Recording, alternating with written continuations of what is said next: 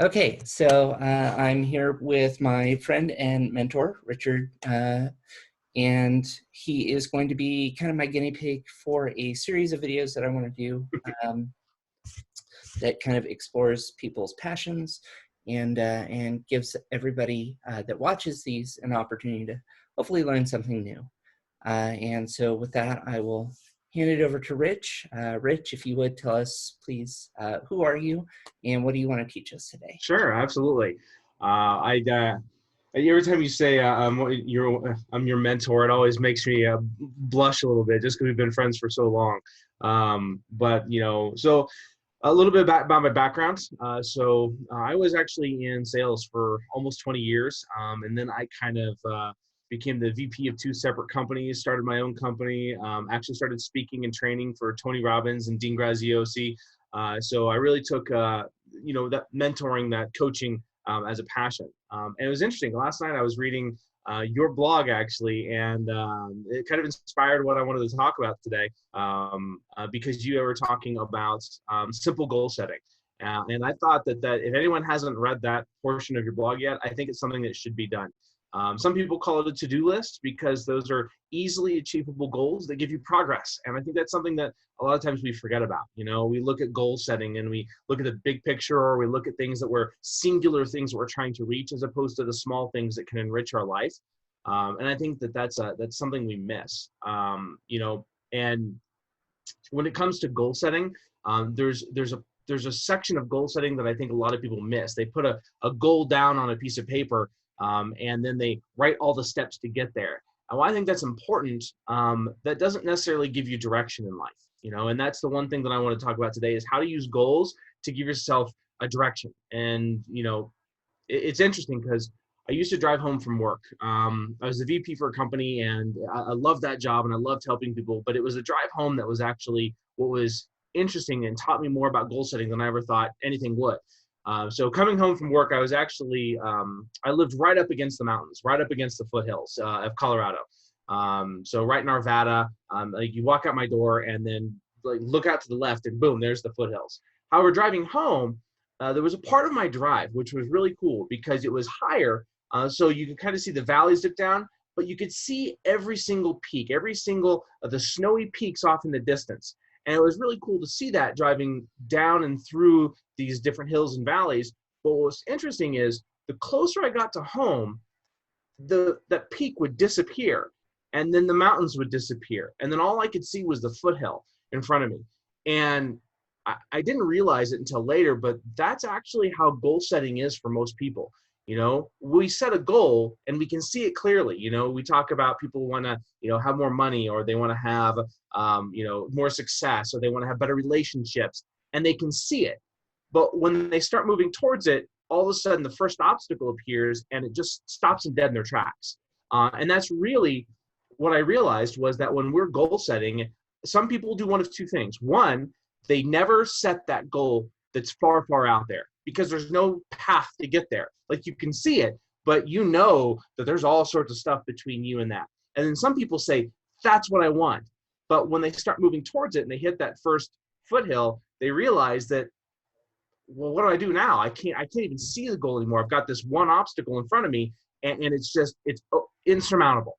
And what's funny is there's a couple of different approaches. Number one, when we're goal setting and we're trying to achieve our goals, we can, one, just go for it, right? And if we just walk towards the peak of that mountain, step by step, day by day, foot by foot, we'll get there. We're going to have to climb that first foothill. And we get to the top of the foothill, that when you overcome that first obstacle and you can see your goal again, it gives me tingles thinking about kind of the power that gives you. However, then you see what's in front of you also. You got to go back down into the ravines, through the bush, through the river, and you got to climb another foothill. And every obstacle is harder and harder, but it builds our skill set and we can overcome those. That's the way that most people think about goal settings and trying to achieve goals. The other is using someone else's map. It's actually modeling after people that have done what you've already done. Utilizing someone else's success. That's what books are for. That's what audio cassettes are for. That's what you're doing right now. Anyone that listens to this can take can take the things that we're talking about and model after themselves. They don't have to figure it out on their own. I didn't figure, achievement and goal setting out on my own. I used Tony Robbins. I used Dean. I used Zig. I used, Bob Proctor. I used all those people to try and be successful. But what most people don't realize is when you're driving towards that peak and all of a sudden someone's model tells you to turn left and you're heading in the opposite direction, well, there's a road that goes there. There's a road that goes to that peak. However, you feel like you're going in the wrong direction. And you kind of have to go on faith that you're going to get there. Some people have faith. Some people call it, whatever you want to believe in that's going to make it so you achieve that goal. And the third is by modeling and mentoring. And this is really where you get the best. Yes, you have a model, but you have a mentor, you have a coach, you have someone to help you out get there, right? Let's just say that there is no path to the goal you want to get there that's direct. And when you get to the top of the hill, you got a bunch of brush in front of you, just to use as an analogy. And someone has a chainsaw that you can use to cut down what's in front of you. But if you never ask for help, you never get it. And then you got to go through it yourself. So when you goal set, you have to do a couple of things. Number one, set a goal that you don't know how to get to. You have no idea. That's something that gives you motion in life, gives you progress. But then don't do it by yourself. Read the books that are out there, call your friends, call your mentors, and the people that help you get there, that are honest with you, those are the people that you want along for the ride. The people that are, we call it false positives, or at least I do, you can do it. But that's all they say to you. That support's great, but help me out. Sometimes having the friend that calls you out on your BS is better than the friend that's, patting you on the back saying you can do it. Well, are you really doing everything that you need to be doing to reach there? Are you doing everything that you have to do to reach your goal? Have you sacrificed what it takes? And that's one of the things a lot of people will say is, I don't want to sacrifice the life I have to get to the goal that I want to get. Well, you are where you are today because of the life that you live today. To have a different life, you have to live a different life. And having mentors that can actually help you slowly mold into that, you'll get there. So goal setting is something that it's not I'm going to write a singular goal on a piece of paper and going to materialize it. It's not positive thinking. It's not just affirmations. It's a whole slew of different things.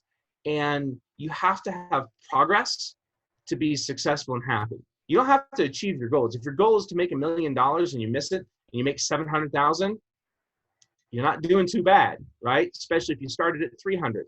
If your goal is to have a successful marriage and you started off being single and then you end up being engaged, well, did you hit it by your time frame? No, but you had progress. And so the progression towards those goals brings happiness into your life, which I'll leave you with this. Never just have one goal, because your goals will stall. They absolutely 100% will stall on you until you can figure something out. And that's one of the hardest things for a lot of people to grasp, is making sure that I need three goals. And now I stole this straight off of my mentors, is that number one, have a goal for your personal life. Number two, have a goal for your professional life. And then number three, have a goal for either your family. Some people will blend that with personal, or have a goal for your health. So you always want to have 3 areas of your life that you're working towards. So if one area stalls, you can move to another area. And that progress gives you happiness. Because imagine, if you will, having only one singular goal and it stalls for months on end. That leads to depression. That leads to anxiety, because if it gives you a sense of, futileness, that you can't move forward. However, if you can just switch to another one and get some success, then you start to feel better. Then when you come back to that other goal, things are different. You're looking at it through a new set of eyes. Maybe you had a chance to expand your skill set, read a book, get a mentor, those kinds of things. And when I was reading your blog, I was reading your goals, drinking a different kind of coffee, good kinds of coffee. And I realized that, I had a series of coffee in my own pantry that I hadn't touched yet. And so I tried a new one today. It's absolutely amazing. It's a different flavor. It's different from, waking up and doing the same style of coffee, the same grounds every morning. And that adds variety, so there's little bitty things that you can do and can set for goals that give you that progress. So that's it in a nutshell. I mean, that's not, it doesn't break down goal setting, but I just want to, make sure that people realize that, you've got to set that one goal that you don't know how to get there, and then don't do it alone. And then don't let people hold you back. Don't let the naysayers stop you. Are you sure that's the right thing? Why don't you be happy with what you already have? We all have heard that stuff before. Those are not the people you want there, because they're not going to help you get to that peak. They're not going to help you overcome that first obstacle or the second. So, no, I hope that's helpful. That's one of those things where, I want everyone out there to set that goal, to write it on a piece of paper. And sometimes, we won't be able to at first write all the steps to get there, but set your 3 goals that you just don't know how to achieve yet. And then start taking a step at a time, one step every day at a time, and you will get there. I promise. Yeah, that actually reminds me of a quote from a Brandon Sanderson novel. The most important step you can take is the next one, right? So a couple of questions then for you. So first, I've been very fortunate in my professional life that I've just kind of stumbled across my mentors, right? Like, you and I kind of had this moment of bonding over, I think a video game when I was working at the smoke shop around the corner from you.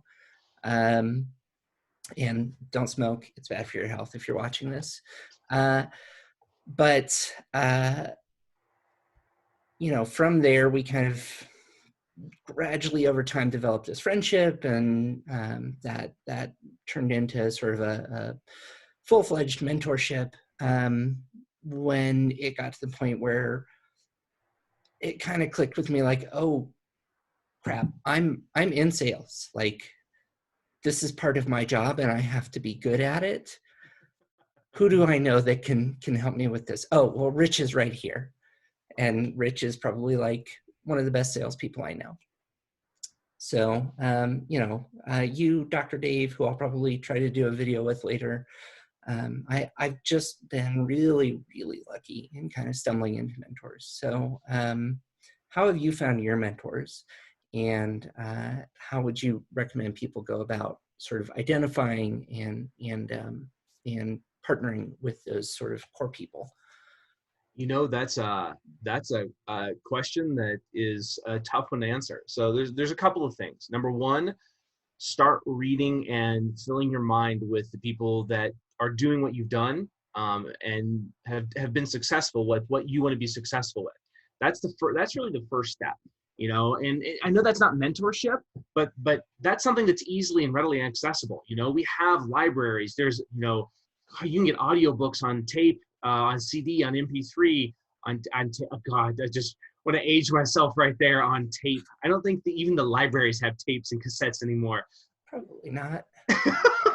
But CDs and MP3s and, YouTube, just whatever it is that you want to do and want to be successful with, whatever your goals are, start familiarizing yourself with those people, watching those people, and not just their content, but what they're saying of how to do what they do. The second thing is look around in your everyday life for the people that you already know, kind of like what you did. My mentors are people that I have, quote unquote, stumbled upon, in fighting tooth and nail. I'm a college dropout. I dropped out of college not once, but twice. I have 2 associate's degrees, which are great for technical communication, but I didn't end up with a college degree, but yet I became a VP of 2 separate companies. I finally decided to buy a $500,000 home. It's those kinds of things that it doesn't take, actual physical education, but it takes, making sure that you're learning from the people that are doing and have done what you've done. And so there's a lot of people out there that you'd be surprised just by reaching out to them and saying, hey, I really want to do what you guys do. I don't have a lot to offer, but, can I ask you some questions on how to do it, privately? Some people tell you no. Some people tell you yes. And then you'd be amazed at how those relationships turn into mentorships, and then down the road, friendships. Some of it's paid. There's a huge shift in the market right now for self-education. So there's a lot of people out there that are probably teaching for a price what it is that you want to learn, and can speed up that process, pretty significantly. If you have the money to do that, you can spend it. A lot of us don't. So you have to find the people that are just one chapter ahead in life. Your mentor today doesn't need to be your mentor for the rest of your life. There are areas now that, I'm most likely going to come to you for help in when it comes to running certain kinds of businesses, because I don't know how to do it. of course, I know business, but I'm going to go to people that are one chapter ahead in life. And you can find those people. Maybe at the chamber, if it's business, maybe it's at the Chamber of Commerce, maybe it's at business meetings, maybe there's a networking meeting that you can go and have a cup of coffee with. People love to give out their knowledge, especially if you're, a likable person. If you're not a likable person, maybe that you should find someone to be a mentorship for that. It was funny when you and I first became friends. I remember the statement that you made to me was, this guy is kind of an arrogant ass. He just has an answer for everything. And then later on, you're like, well, he does kind of have an answer for everything. What I didn't take away from that when you said that, it took me years to realize that I tend to talk too much as opposed to ask questions and listen. It is what it is. But it changed the way that I did things. You can learn lessons from everyone, including the people that you're helping teach. And I took that lesson to heart. And I realized that, I don't always need to have the answer or say the answer. And I learn a lot more by asking another question before making the statement that I know. I like to read. I like to learn.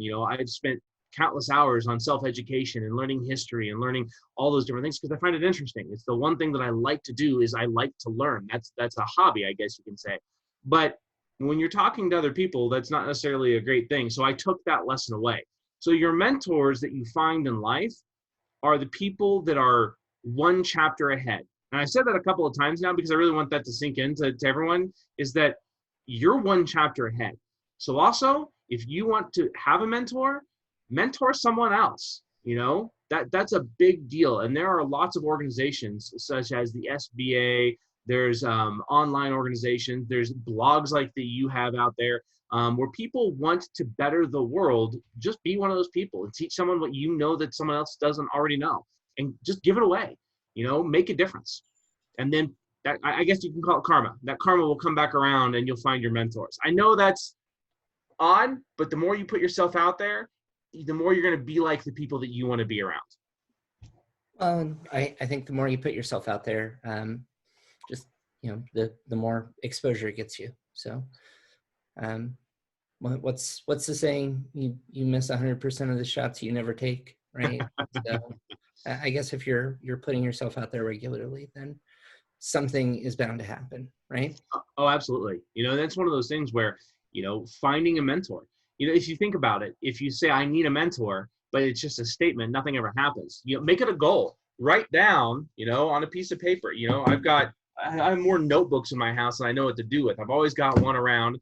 And every morning I write down, it's Dean Graziosi's book, but it's, a daily journal. I write down things I'm grateful for. That's really my focus now. And what's amazing is the more that I'm grateful for things and the more that I look at what am I doing and what not am I doing to achieve my goals, and what happens if I don't do these things, it's amazing. If I don't do them and I avoid doing them, then all these things, bad will happen, financial, this kind of stuff. If I do them, what could happen if I do these things? And man, the list is so long, but, it just kind of inspires me that I don't have anyone that's a mentor to me. I don't have anyone that I'm spending time with because of, the situation of the world. The world's so crazy right now that, we meet via Zoom. We don't meet via, face to face anymore. Can't spread around the plague. So what could you do in this environment to actually find that mentor? Well, write it down. Find mentor. What does that mean? What are the things that I could do? I could reach out to my friends. Does anyone know anyone that's successful at this? Like, you start making that list of the things that you can do. And it's not about checking those things off the list, which, mind you, I love lists because I love the ability to go and put that big black line right through that thing. I've done that, right? Almost a celebration in and of itself, right? Absolutely. Absolutely. A little bit of release of dopamine every time you get to check that off. Make it a game. Make it video games work for a reason. People like them because every time you get that success, you get that little rush of dopamine. Make the same thing for you. Make that list so you can check it off. Whatever gets that ball rolling, and you'll find your mentors. Go onto Facebook and just look for the communities that are doing the things that you want to do. And there are so many communities that are out there, and so many Facebook groups that you can find. And then ask the networks that you already have. You'll be amazed at the connections you'll make, the people you'll meet. I never realized how many people that I knew until until you asked me, hey, I want to talk to someone about this. And I was like, God, I don't know, like 6 people that can help you with that, that are good friends of mine. So those are the kinds of things that you just never know until you ask. We talk about putting ourselves out there and we're not really good at it. Most people don't know this about me, but I actually am an introvert. It's not believable. Nobody ever believes it. But I would much rather sit down and play a computer game in my house, maybe online with friends, than go out and party. You're the one that every year on my birthday, on December 23rd, nobody would do a thing. You're like, let's go. And we always went out for a drink when we lived in the same city. You're the one that pulled me out of my house. I much rather would have been sitting at home. But I always had fun once I got out. So, You're welcome. Yeah, thank you. No, thank you. I tell that story all the time just because, it just shows that, you never know who the people around you are until you really start asking questions and get to know them. And once you do, asking for, hey, can you make any connections that people might know this?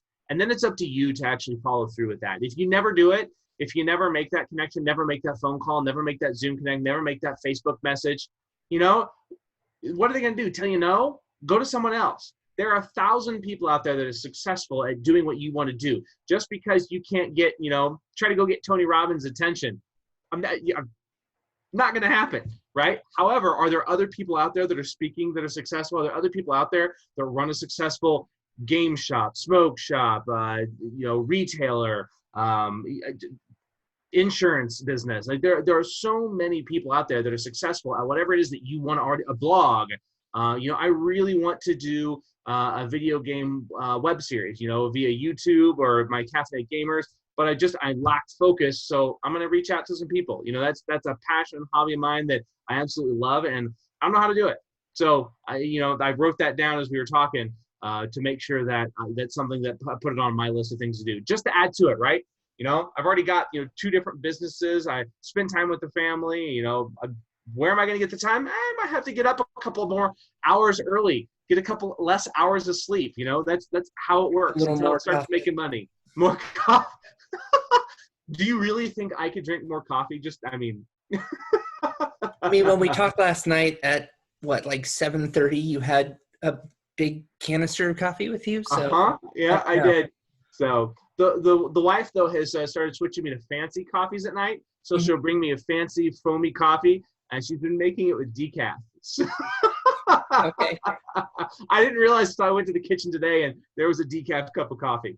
So any other questions you have for me? I think this has been great. No, I don't think so. Yeah, I've really enjoyed it. I think I might be revisiting with you later. I would be really interested to have you talk a little bit, I think, on just public speaking in general. Sure. Yeah, there's if you ever get a chance, I think the one thing that I don't have a platform yet. It's a new concept. It's all about the comfort zone. I realized that. Oh yeah. I watched a TED Talk on that. Yeah, there's it was interesting. I saw that. I think we saw the same TED Talk, but I realized something that there's some complexities to people's comfort zones that I think I just experienced for the first time in my life a little while ago. They say push past your comfort zone. But it's not, it's more gradient, it's more gray than it is really cut and dry. And I think the concept that I overcame something myself, moving into a new industry. I wanted to put my mouth where my money was and actually go back into sales and do a completely different style of sales. Because I've always said sales is the same thing everywhere you go. And I think I'm changing my tune, and I had to really humble myself and, step way outside my comfort zone. And when I thought I was outside my comfort zone, I wasn't. And there's a whole area of pain, of discomfort that you think you're outside of it, but you're just on the edge. So, I'd be more than happy to chat with you about that stuff. And, I'm excited to see the other speakers that you have. So I'm excited to see this post up, and I'm definitely going to post it so everyone can see me make a, semi-fool of myself. So. All right. Well, thank you very much, Rich, for your time. I'm going to go ahead and stop the recording here.